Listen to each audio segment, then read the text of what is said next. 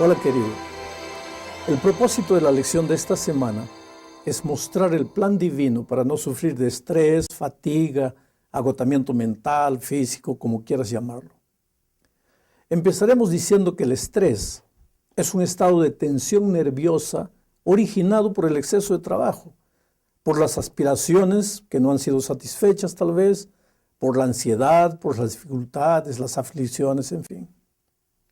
El estrés se manifiesta generalmente a través de una serie de reacciones que van desde la fatiga prolongada y el agotamiento nervioso hasta dolores de cabeza, gastritis, úlceras, etc., pudiendo muchas veces ocasionar trastornos psicológicos. Mientras vivamos en un mundo de dificultades como el nuestro, claro que no podremos estar libres de los factores que originan el estrés. Ahora, la lección de esta semana nos trae la experiencia de Elías, por ejemplo, para mostrarnos cómo hasta un hombre de Dios, como fue Elías, puede ser afectado por las luchas y por los problemas constantes que la vida presenta. Elías había sido llamado por Dios en un tiempo difícil. La idolatría se había esparcido por todo Israel. El rey Acab se había casado con una mujer pagana llamada Jezabel, y ésta se había encargado de corromper la adoración a Dios. Se había instituido en medio del pueblo de Dios todo un sistema completo de adoración a Baal. Y ahora Elías tenía la difícil misión de llamar al pueblo de vuelta a los caminos de Dios. La historia es muy larga. Está registrada en los capítulos 16, 17 y 18 del primer libro de Reyes. Elías comenzó anunciando una sequía terrible sobre Israel. Y ese ya era un atrevimiento que involucraba un tremendo peligro. Porque aunque Acab era el rey, la que en realidad gobernaba Israel era Jezabel, su esposa. Nadie se atrevería a enfrentar a esta mujer sin sufrir las consecuencias. Por lo tanto, este anuncio de que no llovería era un factor desgastante para el profeta. Dios le había ordenado a Elías esconderse en el arroyo de Querit, y allí fue sustentado por los cuervos que le traían comida. ¡Qué acto maravilloso de Dios! Elías jamás estuvo desamparado, pero a pesar de eso, el sufrimiento estaba presente en la vida del profeta. Cuando el agua del arroyo se acabó, Dios lo envió a Sarepta, donde una viuda lo alimentó de manera milagrosa, con un poco de harina y aceite que no se acababan, aunque eran usados todos los días. Ahora, ¿te das cuenta cómo Dios cuidaba de su siervo? Después de esto, vinieron los incidentes de la resurrección del hijo de la viuda y la terrible batalla de la fe con los profetas de Baal. Esta batalla fue un factor extremadamente desgastante, estresante para Elías. Mira que hasta aquí la vida del profeta no era solo un desfile de experiencias buenas, sino que el dolor, el sufrimiento, la aflicción estaban siempre presentes, aunque él gozaba de las bendiciones divinas. En la disputa con los profetas de Baal, Elías vio morir a los profetas y a sus familiares, hombres, mujeres, niños. Claro que Elías estaba defendiendo los principios de la adoración auténtica, pero a pesar de eso, ver morir a niños, creo que era demasiado para cualquier ser humano. Y a pesar que Dios había manifestado su amor y cuidado para con su siervo, Elías era un ser humano, como tú, como yo. Y llegó un momento en que no pudo resistir tanta presión. Después de la muerte de los profetas de Baal, Elías huye para Horeb, para escapar de la furia de Jezabel que quería matarlo. Ahora, mira lo que dice el relato bíblico. En el primer libro de los Reyes, capítulo 19, versículo 4. Y él se fue por el desierto un día de camino, y vino, y se sentó debajo de un enebro, y deseando morirse dijo: basta ya, oh Jehová, quítame la vida, pues yo no soy mejor que mis padres. Yo no sé, querido, si te has puesto a pensar, pero qué remolino de sentimientos debe haberse apoderado del corazón del pobre profeta para llegar al extremo de querer morir. Desear la muerte es el extremo de una situación de estrés. La persona siente que se le acabaron las fuerzas, que no vale más la pena seguir luchando. Y mira que Elías era un hombre de Dios. Por lo tanto, querido, no te desanimes. No te sientas un pecador acabado solo porque en una ocasión u otra se apodera de ti la sensación de que no vale la pena seguir viviendo. Ahora, me impresiona lo que dice Santiago acerca de Elías. Esto está registrado en el libro de Santiago, capítulo 5, versículo 17. Dice así: Elías era hombre sujeto a pasiones semejantes a las nuestras, y oró fervientemente para que no lloviese, y no llovió sobre la tierra por 3 años y 6 meses. ¿Percibiste? Elías era un hombre semejante a nosotros en nuestras pasiones. Y sin embargo, a pesar de eso, Dios lo usó poderosamente. ¿No es maravilloso esto? Quiere decir que a pesar de que a veces como seres humanos podemos fallar, ni por eso estamos descartados para siempre. Claro que estresados y agobiados no podemos ser útiles a Dios. Es necesario que Él nos cure, y Dios puede hacerlo si confiamos en Él. En el caso de Elías, mira lo que Dios hizo. Está registrado en el versículo 5 al 7 del primer libro de Reyes, capítulo 19. Y echándose debajo del enebro se quedó dormido. Y he aquí luego un ángel le tocó y le dijo: levántate, come. Entonces él miró y he aquí a su cabecera una torta cocida sobre las ascuas y una vasija de agua. Y comió y bebió y volvió a dormirse. Y volviendo el ángel de Jehová la segunda vez le tocó diciendo: levántate y come, porque el largo camino te espera. ¿Ves cómo Dios no desiste? Una y otra vez.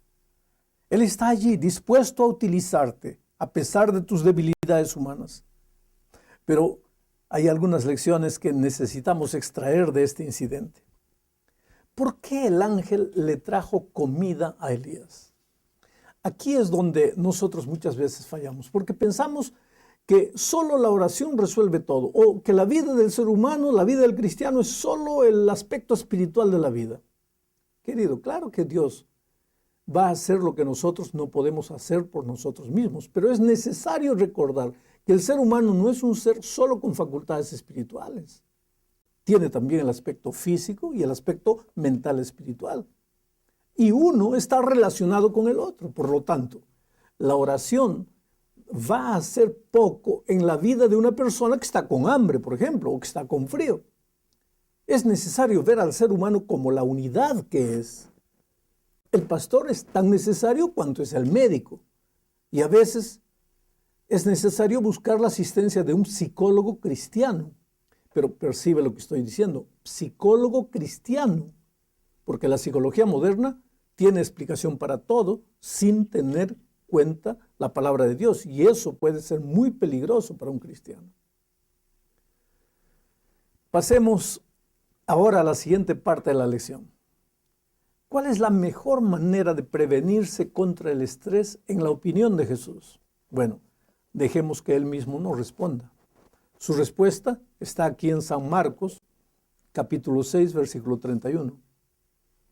Él les dijo: venid vosotros aparte a un lugar desierto y descansad un poco, porque eran muchos los que iban y venían, de manera que ni aún tenían tiempo para comer. Qué dramática situación de los discípulos. No tenían tiempo ni para comer. ¿Te acuerdas de alguien parecido con esto? ¿Alguna vez ya dijiste tú o oíste a alguien decir: no tengo tiempo ni para comer? Ahora, querido, cuando alguien piensa que no tiene tiempo para comer, algo está mal en la vida, porque si no tiene tiempo para comer, que es una necesidad vital, mucho menos lo va a tener para la esposa, para los hijos o para Dios. Por lo tanto, difícilmente esa persona va a orar o va a estudiar la Biblia, y el resultado va a ser la separación inconsciente de la fuente del poder y de la buena salud, que es Jesucristo. Volvamos a Elías. Era un hombre de Dios, es verdad, Pero en el momento en que deseó morir, evidentemente no estaba en comunión con Dios. Aquí entra lo que siempre digo y muchos no están de acuerdo. El cristiano que vive una vida de comunión permanente con Cristo jamás sufre de estrés. Quiere decir, puede cansarse físicamente porque es de carne y hueso, pero estrés no. El estrés solo ocurre cuando por algún motivo te separas de Jesús.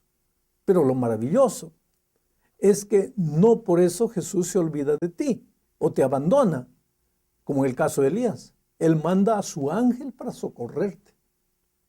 Por lo tanto, la mejor manera de prevenirte contra el estrés es separar todos los días tiempo para pasar con Jesús. En Jesús vas a encontrar el descanso para el alma. En Él vas a descansar de todas tus preocupaciones que destruyen las ganas de vivir. Jesús es nuestro ejemplo en todo. Él también encontraba refugio en su Padre. Por eso los evangelios están llenos de expresiones referentes al monte. ¿Qué hacía Jesús tanto en los montes? Oraba, conversaba con su Padre y después bajaba para lidiar con las aflicciones de los seres humanos.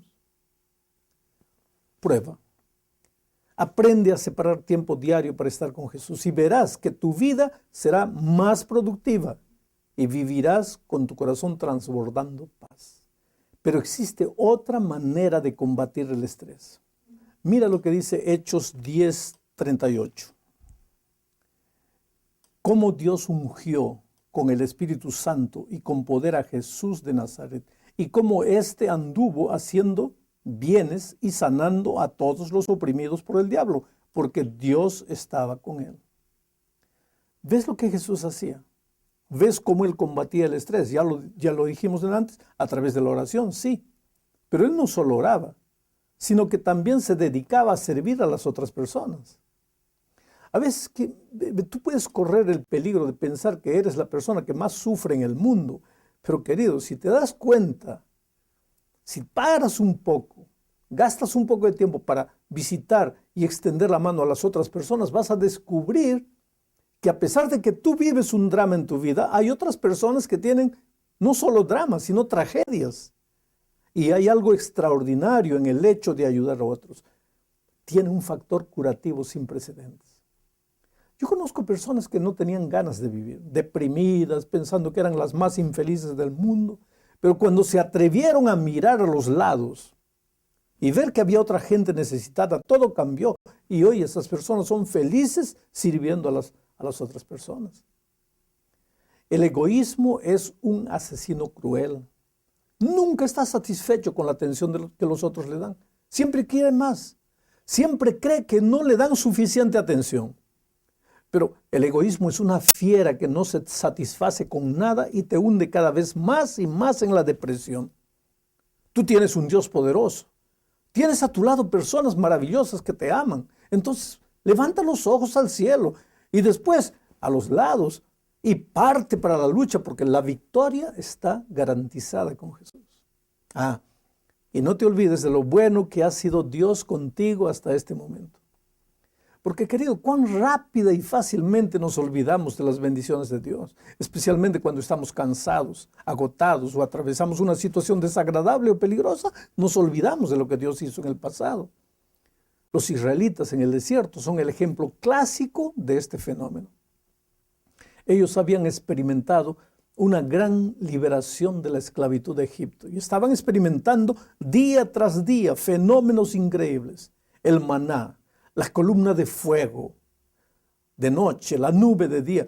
Vez tras vez, por alguna situación u otra, ellos comenzaron a murmurar, a quejarse, a querer regresar a Egipto, a la esclavitud. Obviamente estaban pensando mal. Sus almas no estaban siendo alimentadas bien y el cuerpo empezaba a dominar el ánimo y la paz interior. ¿No es esto lo que nos sucede a nosotros muchas veces y empezamos a dudar del amor de Dios? Es tan importante mantener la salud del alma en todo momento, recibiendo de Dios la fortaleza espiritual que necesitamos para deslizarnos, para no encaminarnos hacia el mal, hacia el hoyo de la depresión. Creo que todos sabemos esto. pero se nos olvida.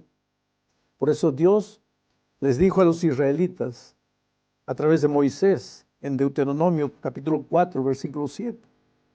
Por tanto, cuídate y guarda tu alma con diligencia, para que no te olvides de las cosas que tus ojos han visto y no se aparten de tu corazón todos los días de tu vida, sino que las hagas saber a tus hijos y a tus nietos. No te olvides. Si pasas todos los días tiempo con Jesús, jamás te olvidarás de lo que Dios hizo en el pasado por ti. Y en los momentos difíciles entenderás que el Dios maravilloso que te ayudó en el pasado, ciertamente te ayudará hasta el fin.